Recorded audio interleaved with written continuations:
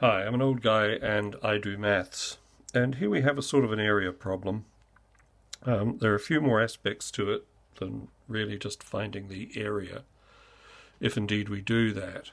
We actually have to find an expression for the area in terms of x, or the area in terms of x, if you will. We're also required to find the possible values of that x. And the information we have is this side is 12, this side is 20, this side is x, this side is y, and the perimeter is 160. So this will be our starting point, because what we're going to try and do is get a value of y in terms of x. So let's start with that. So what we know is that the perimeter P is equal to x plus y plus 20, this here, plus 12 plus, what have we got here? Well, this length here is y minus 20. And this length here is x minus 12. So all of that. So let's tidy this up. We have that should be a plus, I beg your pardon, 1x plus 2x's, so 2x. Let's just dispose of those, plus 2y. Plus 20 plus 12 minus 20. So we have 2x plus 2y equals p, which is 160. So that 20 minus that 20 cancels out, that 12 minus that 12 cancels out. So we can rewrite this as 2y equals 160 minus 2x, and y is equal to 80 minus x.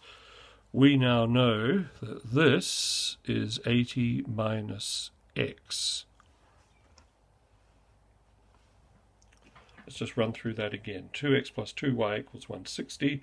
2y equals 160 minus 2x. Y equals 80 minus x. And y up here is equal to 80 minus x. Excuse my mistake there. Okay, so area.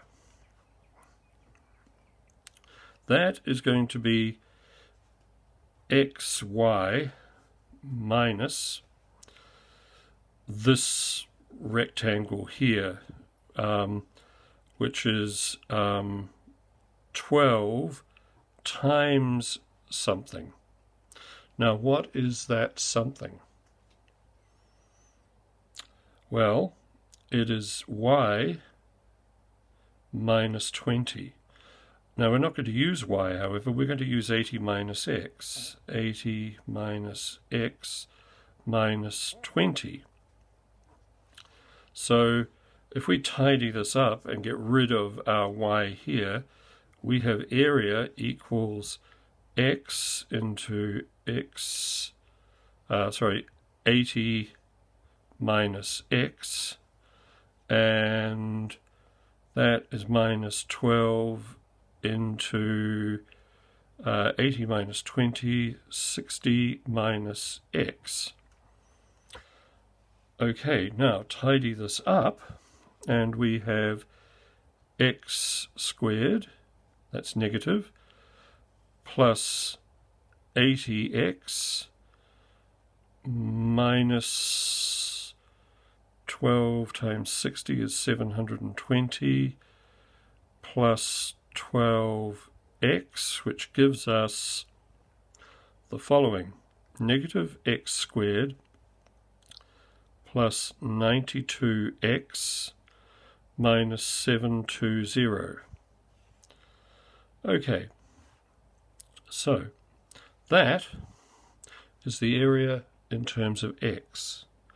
Now, the second question was, what are the possible values of x? So if we look at the diagram here, x has to be greater than 12 because this side is 12 plus something here.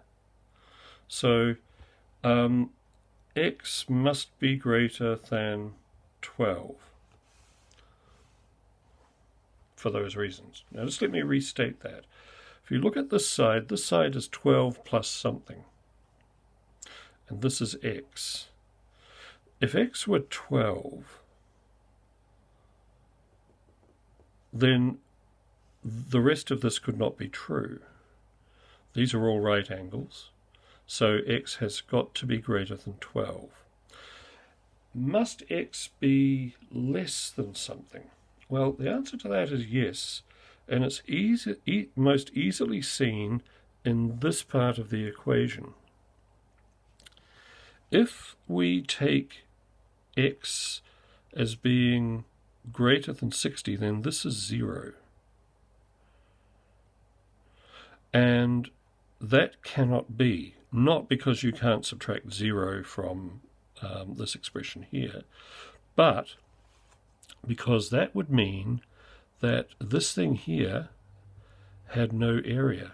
Or if it were a number bigger than 60, it would have an area that is less than 0, and again that is impossible.